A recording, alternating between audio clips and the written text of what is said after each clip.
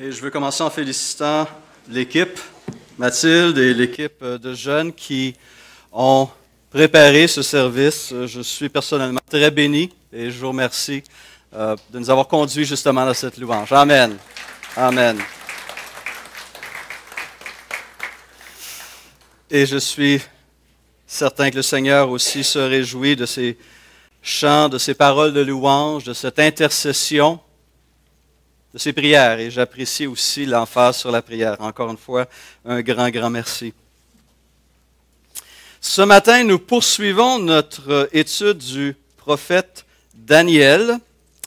Et cette année, je vous rappelle ce thème qui anime nos échanges les dimanches matins, vivre à contre-courant. Nous allons avoir l'occasion de voir différents aspects de notre vie et de réfléchir, est-ce que cet aspect est appelé à être vécu différemment, que l'on soit chrétien ou pas? Et ce matin, le titre de mon sermon est la spiritualité de l'alimentation. Oui, exactement. Ça peut surprendre, ça peut faire rire. L'alimentation est un sujet chaud ces temps-ci. C'est chaud chez les coutures depuis déjà un certain temps.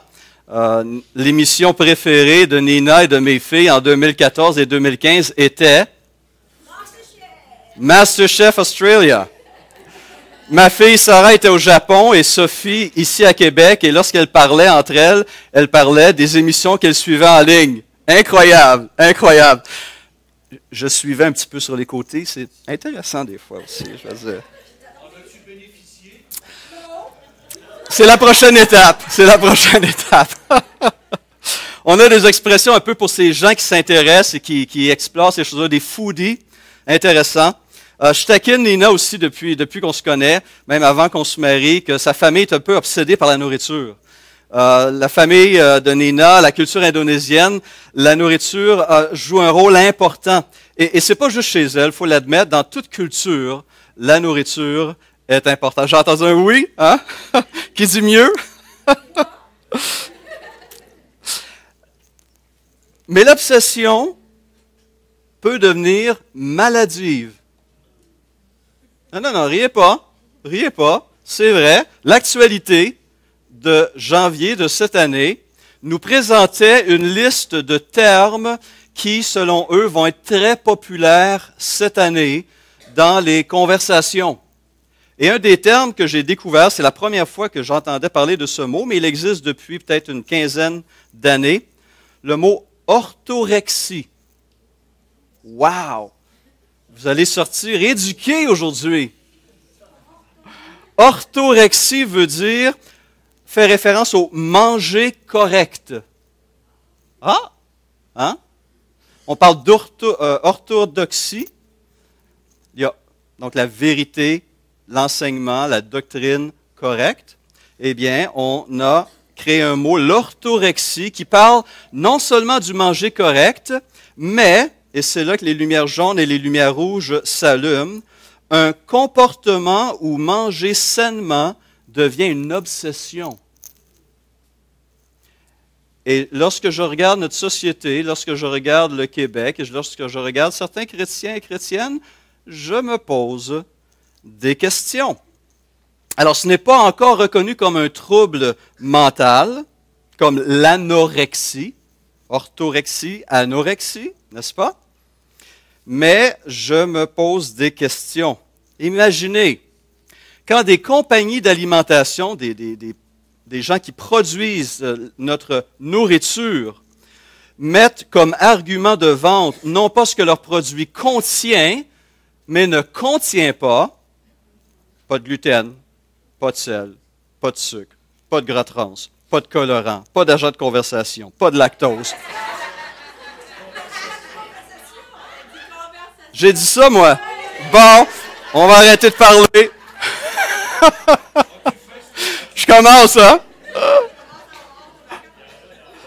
Il y en a dans la boisson. Imaginez, quand on commence à déterminer, à dire voici un bon produit parce qu'il n'y a pas ça, il n'y a pas ça, il n'y a pas ça, puis il n'y a pas ça, tu te dis, mais franchement, on doit se poser des questions.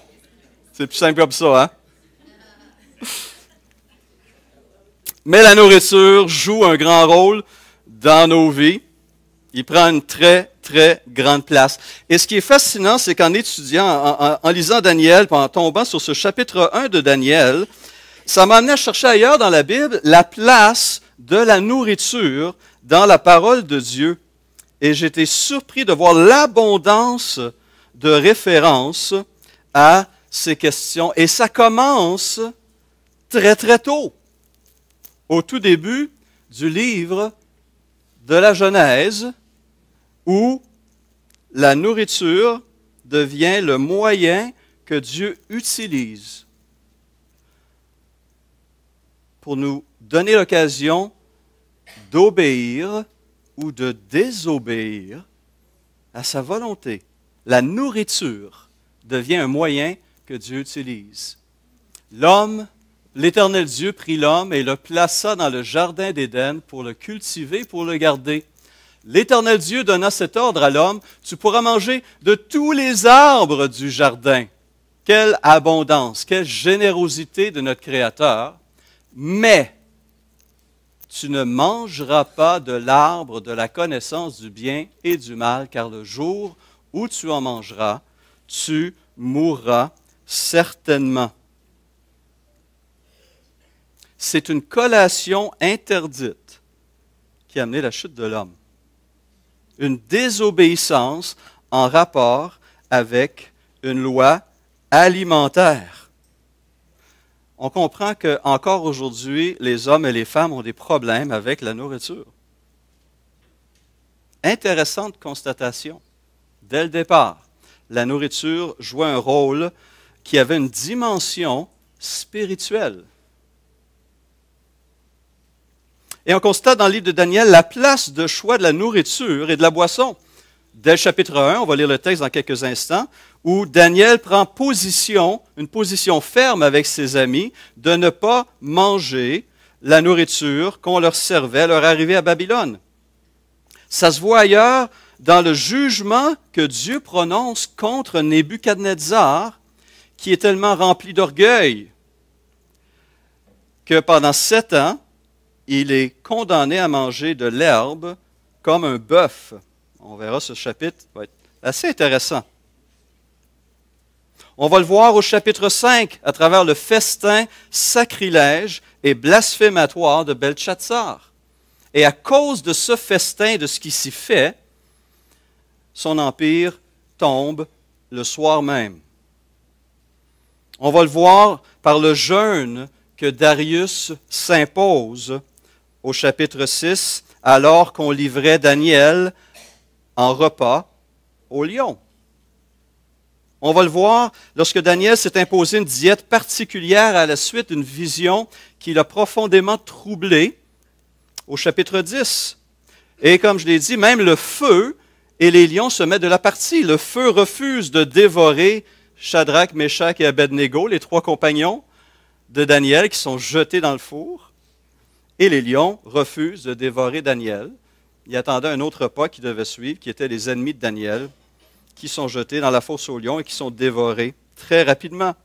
Donc la nourriture, l'alimentation, fascinante découverte à travers la parole de Dieu, à travers le livre de Daniel. Et en lisant cela, je me suis posé la question, est-ce que la nourriture, justement, mes habitudes alimentaires, ce que je mange, comment je mange, combien je mange, avec qui je mange, est-ce que ces choses ont un impact sur ma vie spirituelle et sur ma vie sociale?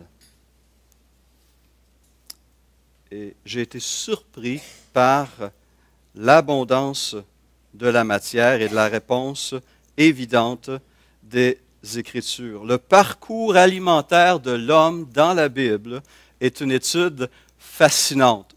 On va commencer cette découverte en lisant Daniel, chapitre 1, qui nous parle donc de l'arrivée de ces exilés israélites qui ont été arrachés de leur famille, de leur ville, de leur pays, de leur culture et de leur religion, amenés 800 kilomètres plus loin. Ils arrivent dans une ville qui était la plus grande de l'époque, impressionnante. Et voici ce qui est raconté.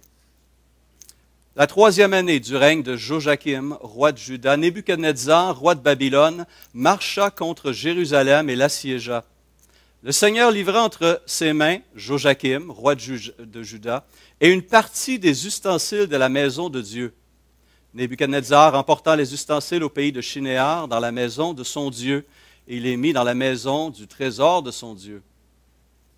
Le roi donna l'ordre à Ashpenaz, chef des eunuques, d'amener quelques-uns des enfants d'Israël de race royale ou de famille noble, des jeunes garçons sans défaut corporel, beaux de figure et doués de sagesse, d'intelligence et d'instruction, capables de servir dans le palais du roi et à qui l'on enseignerait les lettres et la langue des Chaldéens. Le roi assigna pour chaque jour une portion des mets de sa table et du vin dont il buvait, voulant les élever pendant 3 années, au bout desquelles ils seraient au service du roi. Daniel résolut de ne pas se souiller par les mets du roi et par le vin dont le roi buvait. Et il pria le chef des eunuques de ne pas l'obliger à se souiller. Dieu fit trouver à Daniel faveur et grâce devant le chef des eunuques.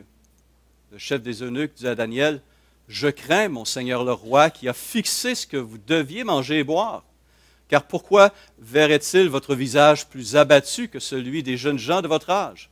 Vous exposeriez ma tête auprès du roi. » Alors Daniel dit à l'intendant à qui le chef des eunuques avait remis la surveillance de Daniel et de Hanania, de Michaël et d'Azaria, « Éprouve tes serviteurs pendant 10 jours, et qu'on nous donne des légumes à manger et de l'eau à boire.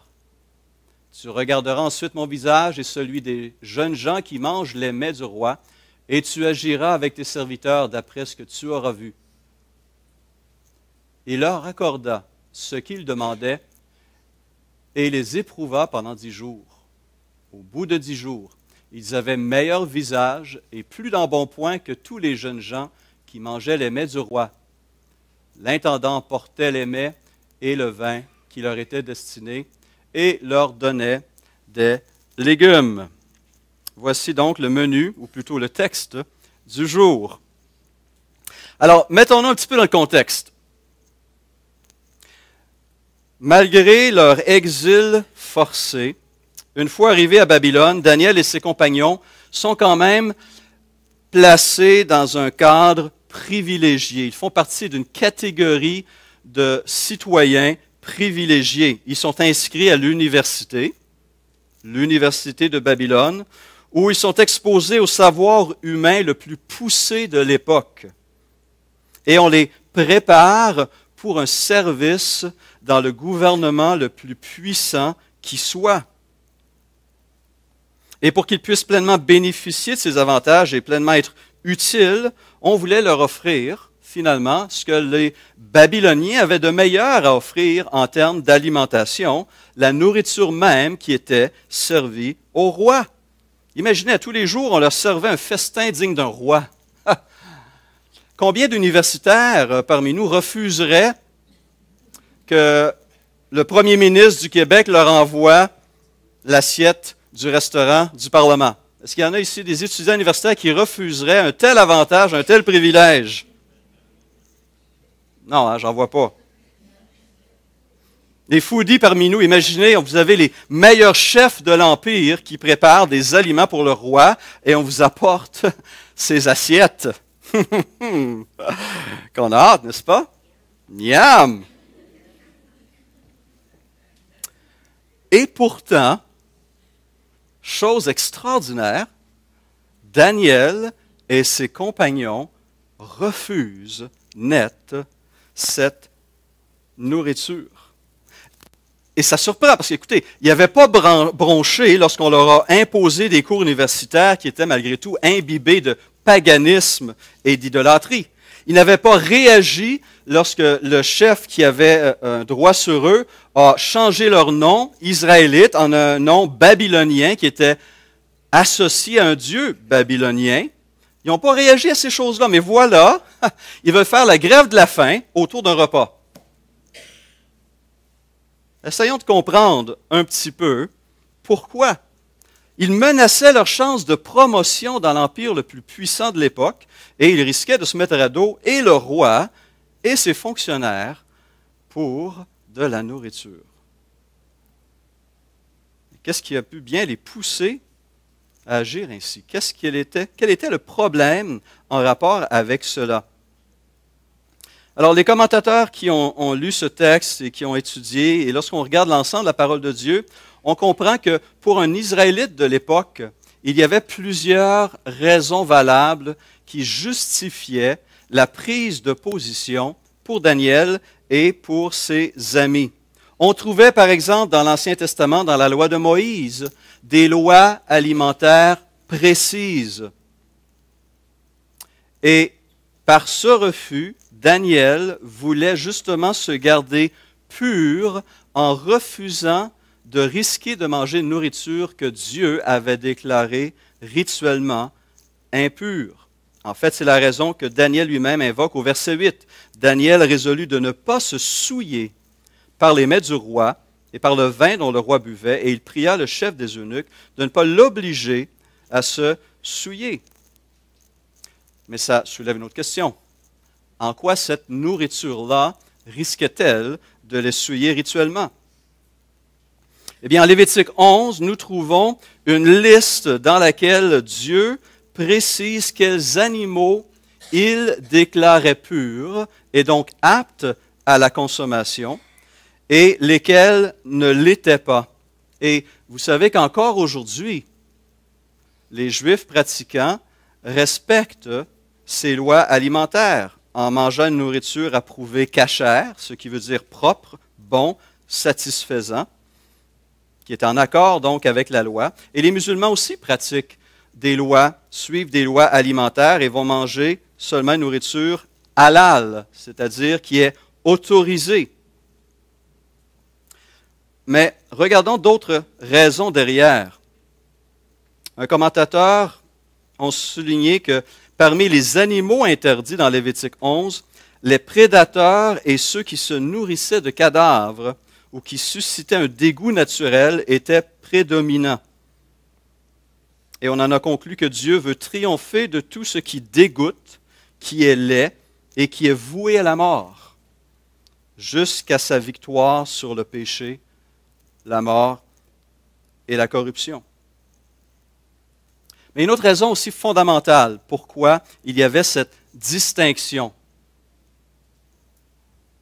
Elle permettait justement de distinguer Israël dans ses pratiques alimentaires des autres pays de la région ou du monde, ce qui était indispensable au maintien de leur identité culturelle et cultuelle. Cela servait à préciser le fait qu'ils étaient mis à part pour Dieu. On a prié, on a entendu la prière, que ton nom soit sanctifié, qu'il soit reconnu comme unique, distinct. Et à la fin de Lévitique 11, on trouve toutes ces interdictions, ce qui est permis, ce qui n'est pas permis, parmi les différents animaux comme repas. On fait allusion à cette notion de séparation, de sainteté. Lévitique 11 termine en disant « Car je suis l'Éternel, votre Dieu, vous vous sanctifierez et vous serez saints, car je suis saint. Et vous ne vous rendrez point impurs par tous ces reptiles qui rampent sur la terre, car je suis l'Éternel qui vous ai fait monter du pays d'Égypte pour être votre Dieu, et pour que vous soyez saints, car je suis saint. Telle est la loi, touchant les animaux, les oiseaux, tous les êtres vivants qui se meuvent dans les eaux et tous les êtres qui rampent sur la terre, afin que vous distinguiez ce qui est impur et ce qui est pur, l'animal qui se mange et l'animal qui ne se mange pas. D'autres font le lien aussi au fait que certains des animaux interdits étaient associés dans ces autres cultures à des rites païens. Donc, en mangeant cet animal-là, on risquait de donner l'impression qu'on s'associait à ces rites païens que Dieu condamnait. Ce qui est intéressant de réaliser aussi, c'est qu'encore aujourd'hui, la nourriture nous distingue en tant qu'individu et en tant que culture. Il y a les mangeurs de pommes de terre purées Il y a les mangeurs de riz, dont on vient d'en identifier une. Il y a les mangeurs de pâtes. Déjà, dans ces catégories, on peut visuellement voyager à travers le monde et identifier certaines nations.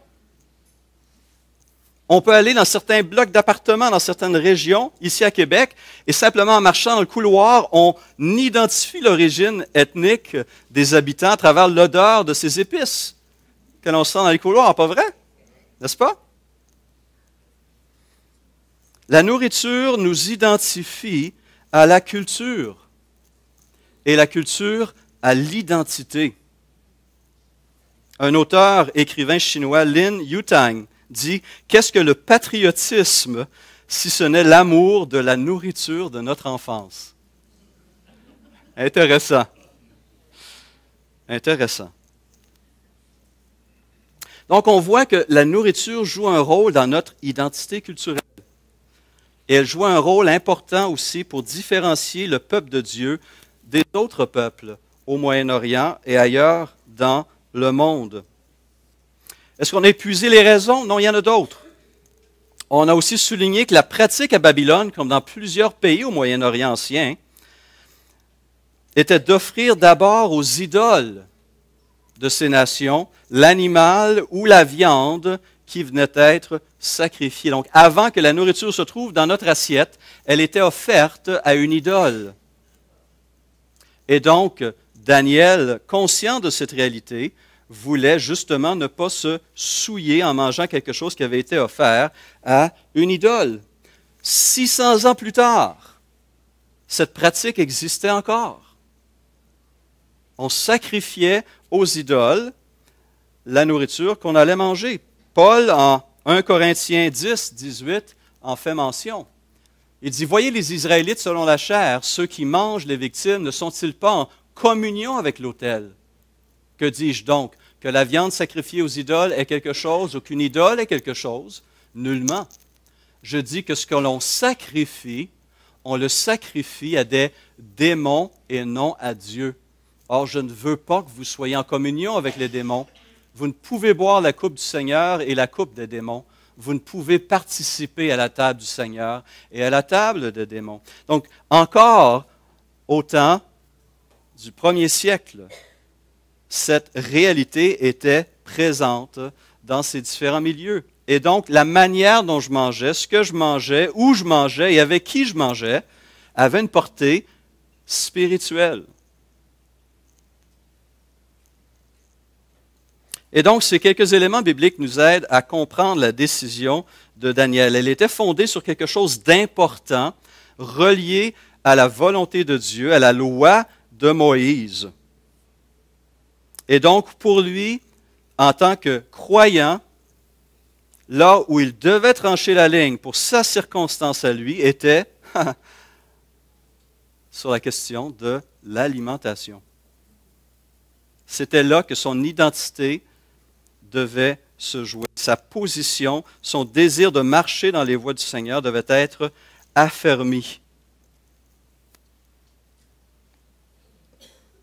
Et donc, en refusant dans les premiers temps de manger ces viandes, il évitait de manger un animal impur ou encore un morceau de viande qui avait été offerte à une idole babylonienne. Le refus de boire du vin, le vin du roi, est peut-être moins évident en première lecture. Mais lorsqu'on se rend au chapitre 5 et on voit le festin de Belchazzar, quelques décennies plus tard, et comment, dans ce festin, les convives et le roi ont fait des toasts, ont porté des toasts aux dieux d'or, d'argent et de bois, on comprend que ces jeunes hommes voulaient justement éviter ce genre d'excès et de danger. Alors, on parle de végétarisme. Je suis certain qu'il y en a ici ce matin qui sont intéressés par cette réaction de Daniel. Je me permets par ailleurs de mentionner quelques chapitres plus loin, au chapitre 10, on apprend que Daniel, probablement plus tard, alors qu'il était maintenant en plus grande position d'autorité, pouvait mieux contrôler son alimentation et il avait recommencé à manger de la viande et à boire du vin. lorsqu'il a eu une vision qui l'avait profondément troublé, il a dit « Je ne mangeai aucun mets délicat, il n'entra ni viande ni vin dans ma bouche, et je ne moignis point jusqu'à ce que les 3 semaines soient accomplies. » Donc, avant cette vision et après ces 3 semaines de jeûne limité, de diète limitée, Daniel mangeait de la viande et Daniel buvait du vin.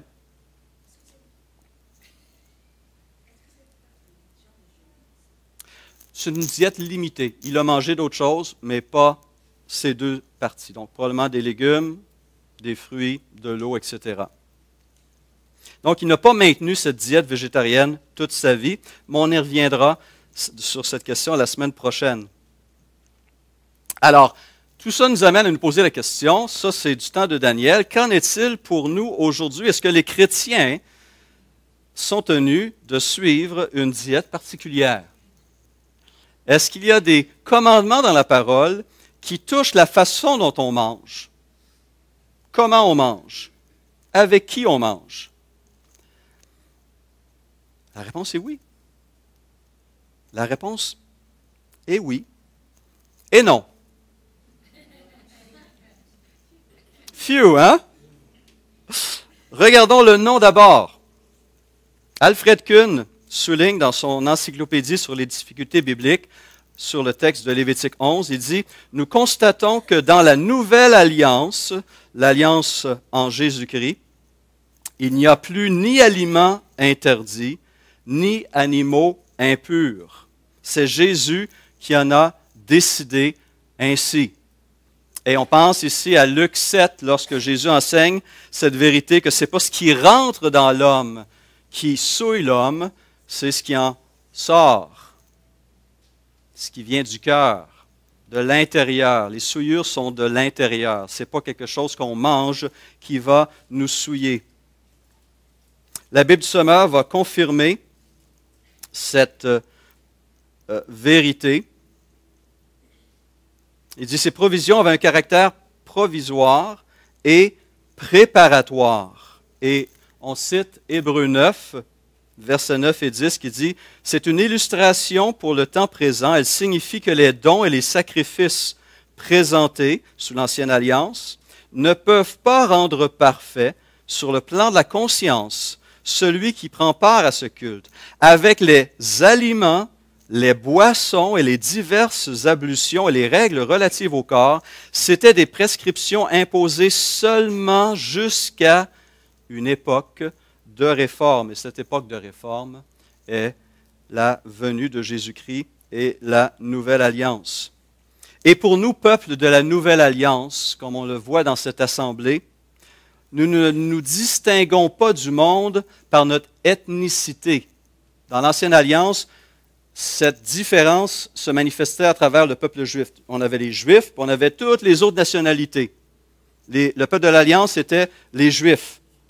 Aujourd'hui, ces distinctions n'existent plus puisque le peuple de Dieu, le peuple de la Nouvelle Alliance est composé d'hommes et de femmes de toute langue, de toute nation, de toute ethnie. Gloire à Dieu. Et nous en avons 21 dans notre assemblée.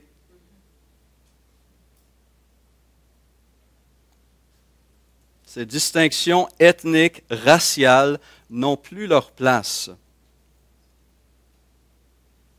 Et malgré le fait que Jésus a enseigné cette vérité, il a dû le rappeler plus tard à l'apôtre Pierre.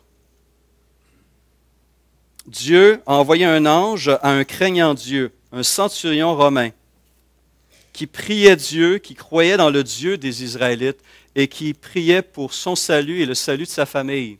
Dieu a envoyé un ange et il a dit à ce centurion Corneille, envoie tes hommes chercher un dénommé Pierre. Il a un message important pour toi. Et alors que ces hommes envoyés par Corneille sont en route, Pierre, dans la ville où il est, chez cette personne qui le reçoit, monte sur le toit de la maison. Et, nous dit Actes 10, 9 à 16, vers la 6e heure, ce qui est midi, il monta sur le toit pour prier. Il eut faim et il voulut manger. Pendant qu'on lui préparait à manger, il tomba en extase. Il vit le ciel ouvert et un objet semblable à une grande nappe attachée par les quatre coins qui descendait et s'abaissait vers la terre et où se trouvaient tous les quadrupèdes et les reptiles de la terre et les oiseaux du ciel. Et une voix lui dit, « Lève-toi, Pierre, tue et mange. » Et Pierre dit, « Non, Seigneur, car je n'ai jamais rien mangé de souillé ni d'impur. » Et pour la seconde fois, la voix se fit encore entendre à lui, « Ce que Dieu a déclaré pur, ne le regarde pas comme souillé. » Cela arriva jusqu'à 3 fois, et aussitôt après, l'objet fut retiré dans le ciel. Tandis que Pierre ne savait en lui-même que penser du sens de la vision qu'il avait eue, voici, les hommes envoyés par Corneille s'étant mis en quête de la maison de Simon, se présentèrent à la porte et demandèrent à haute voix si c'était là que logeait Simon, surnommé Pierre. Et comme Pierre réfléchissait à la vision, l'Esprit lui dit, « Voici 3 hommes te demandent. Lève-toi, descends et pars avec eux sans hésiter, car c'est moi qui les ai envoyés. » Et lorsque Pierre est arrivé quelques jours plus tard chez ce centurion, il a interprété sa vision ici. Il a dit à cette foule rassemblée, « Vous savez, leur dit-il, qu'il est défendu à un Juif de se lier avec un étranger ou d'entrer chez lui. Mais Dieu m'a appris à ne regarder aucun homme comme souillé et impur. » Ces distinctions raciales, ethniques, reliées à l'ancienne alliance, étaient terminées. Sous la nouvelle alliance, le peuple de Dieu était composé, serait composé de gens de toute langue, de tout arrière-plan, de toute tribu. Et plus tard, Paul va souligner cette liberté alimentaire en Christ. Intéressant, hein? Une liberté alimentaire en Christ. Romains 14, 13 à 17. Ne nous jugeons donc plus les uns les autres, mais pensez plutôt à ne rien faire qui soit pour votre frère une pierre d'achoppement ou une occasion de chute. Je sais et je suis persuadé par le Seigneur Jésus que rien n'est impur en soi, et qu'une chose n'est impure que pour celui qui la croit impure. Mais si pour un aliment ton frère est attristé, tu ne marches plus selon l'amour. Ne cause pas par ton aliment la perte de celui pour lequel Christ est mort. Que votre privilège ne soit pas un sujet de calomnie.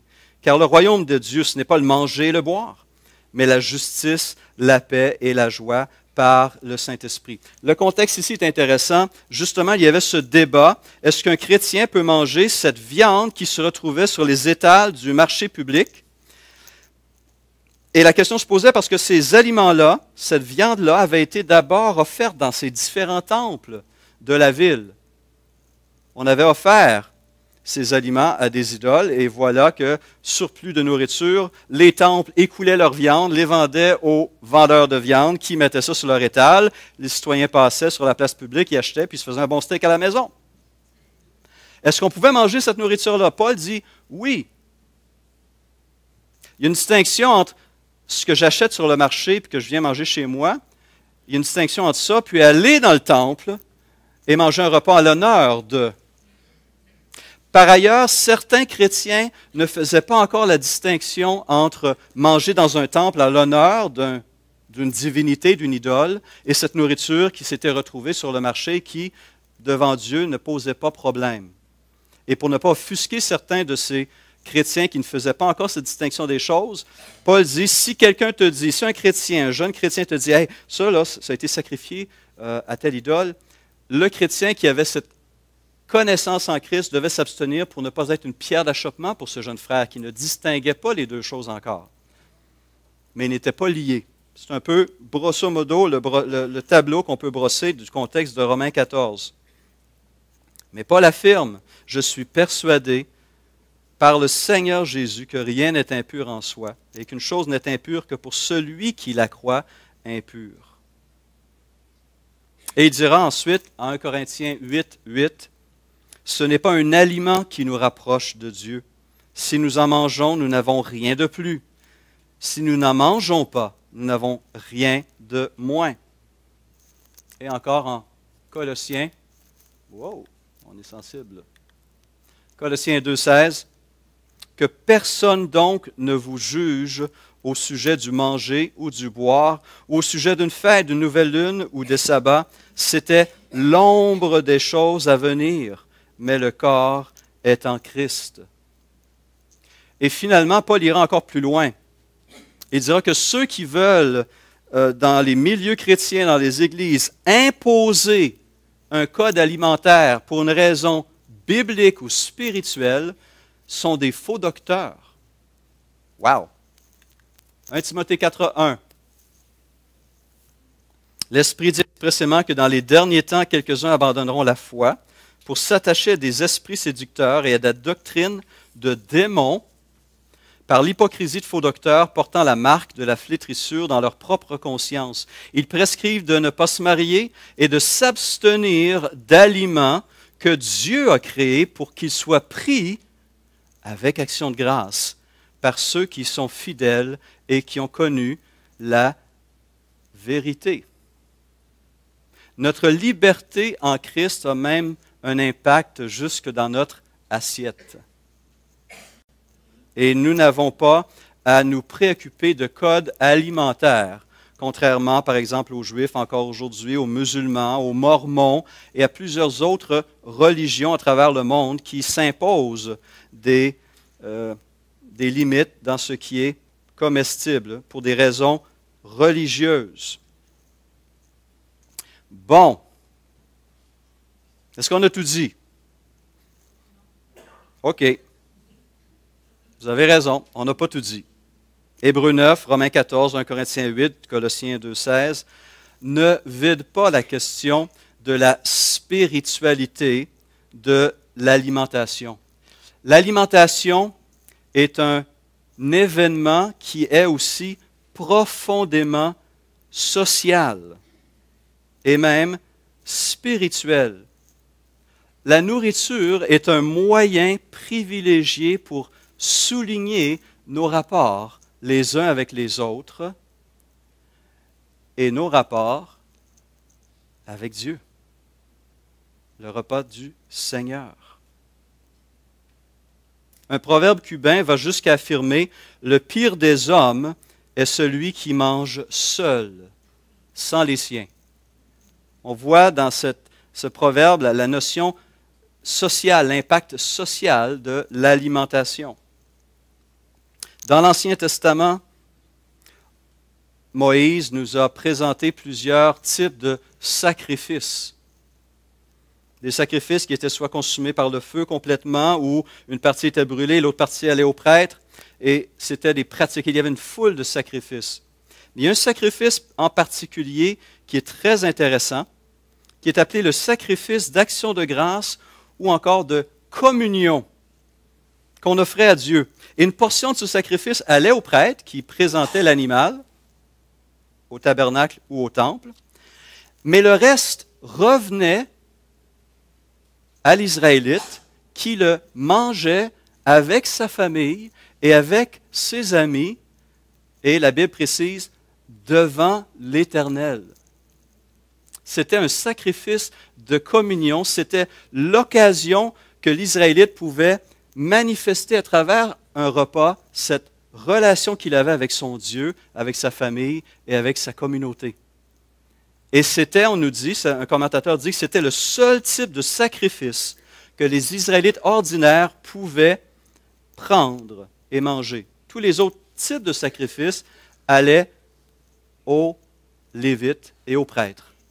Mais dans ce sacrifice, l'Israélite ordinaire pouvait participer à l'autel et bénir ses frères et ses sœurs. Et ce sacrifice de communion reflétait justement, à travers la nourriture, les liens qui nous unissent et à Dieu et les uns aux autres. Nous verrons la semaine prochaine d'autres aspects de cette communion et nous allons découvrir qu'il y a des limites fixées dans le Nouveau Testament sur la manière dont on mange et même avec qui on mange. Mais je conclus avec ce texte où il est mentionné qu'on peut glorifier Dieu par notre alimentation. Mangez de tout. 1 Corinthiens 10, 25. Mangez de tout ce qui se vend au marché sans vous enquérir de rien par motif de conscience, car la terre et tout ce qu'elle renferme est au Seigneur. Si un non-croyant vous invite et que vous vouliez aller, mangez de tout ce que l'on vous présentera sans vous enquérir de rien par motif de conscience. Mais si quelqu'un vous dit « Ceci a été offert en sacrifice, n'en mangez pas », à cause de celui qui a donné l'avertissement et à cause de la conscience. Je parle ici non de votre conscience, mais de celle de l'autre. Pourquoi en effet ma liberté serait-elle jugée par une conscience étrangère? Si je mange avec action de grâce, pourquoi serais-je blâmé au sujet d'une chose dont je rends grâce? Soit donc que vous mangiez, soit donc que vous buviez, soit que vous fassiez quelque autre chose, faites tout pour la gloire de Dieu. Alors qu'on arrive à la fin de ce service et qu'on a un ventre qui nous dit qu'il est temps de dîner bientôt, je vous souhaite un bon dîner à la gloire de Dieu. Et nous conclurons cette réflexion, la spiritualité de l'alimentation ensemble dimanche prochain.